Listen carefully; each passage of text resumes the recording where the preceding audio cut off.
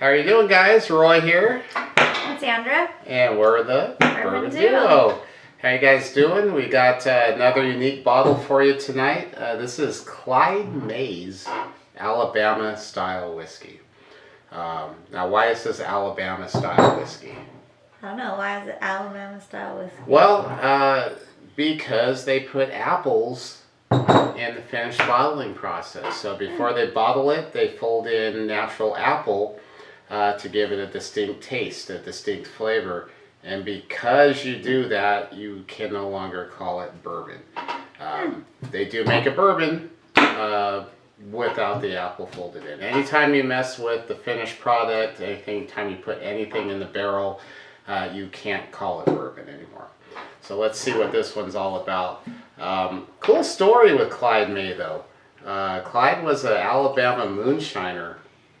He was actually locked up for quite a while for making illegal moonshine during Prohibition.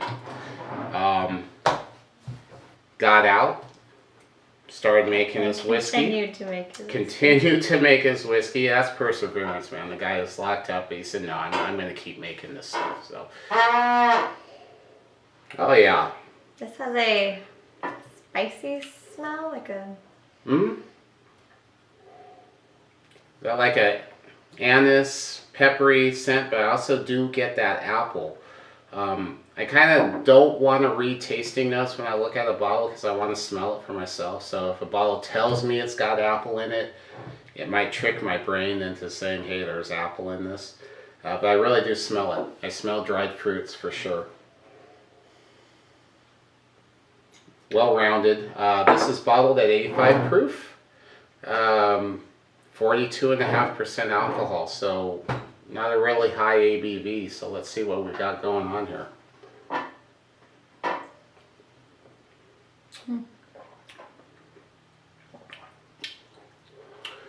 Yeah, for sure. You get that peppery punch right off the bat, right up front. Then there's a sweetness. A slight sweetness, not overly sweet. No, not like a vanilla-y sweetness, but more. But it does finish into the dried fruit a little bit. You do kind of get that apple hint. I get some vanilla and oak in there as well. I get a lot of vanilla, but I don't know, almost, I want to say cinnamony, maybe, the spiciness. Kind of a cinnamon, peppery. Good though. It's actually pretty good stuff. Like I said, they do make a straight bourbon. Obviously not a Kentucky bourbon whiskey, but we all know bourbon does not have to be made in Kentucky to be bourbon. But this is an Alabama style whiskey, so something unique. You know, I like trying new things. The guy at Total Wine told me about it, and normally that's a red flag. Anytime a salesman points you to a bottle, they're generally trying to get rid of it or up their sales volume. You think so? Oh, I know so. I know so. You know, when they put their little picture on it, hey, this is Jeff's favorite.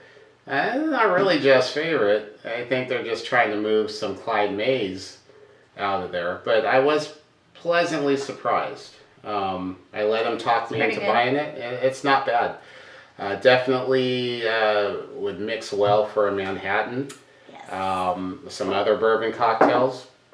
I had a very tasty Manhattan with it last night. Just for, let's just see what a little bit of water does to this. Probably not a whole lot. It's really not high ABV, so you don't want to put too much, mess with it too much, but let's just see what a little bit does.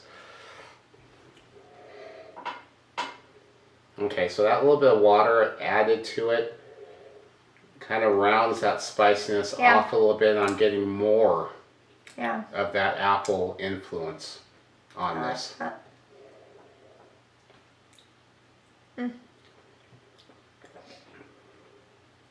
Well, I'll be damned.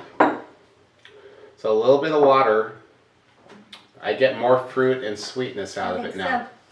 And normally I really wouldn't add a lot of water to a 85 proof. It's not very strong as it is, but that really does open up the flavors a bit. So, I mean, overall, this is a pretty nice bottle. It's a nice find. You know, if you're looking for something a little different, you know, steer away from the bourbon world a little bit, but still remain in that vicinity. You can't go wrong with old Clyde May here from Alabama. So I'd like to try their bourbon, see what their bourbon's all about. But, you know, once you steer away from bourbon, get into whiskeys a little bit, you can do some really cool things with them. Michter's American whiskey is one. If you guys haven't tried that, I can't find it locally right now, but it is like drinking bits of heaven. It's that good.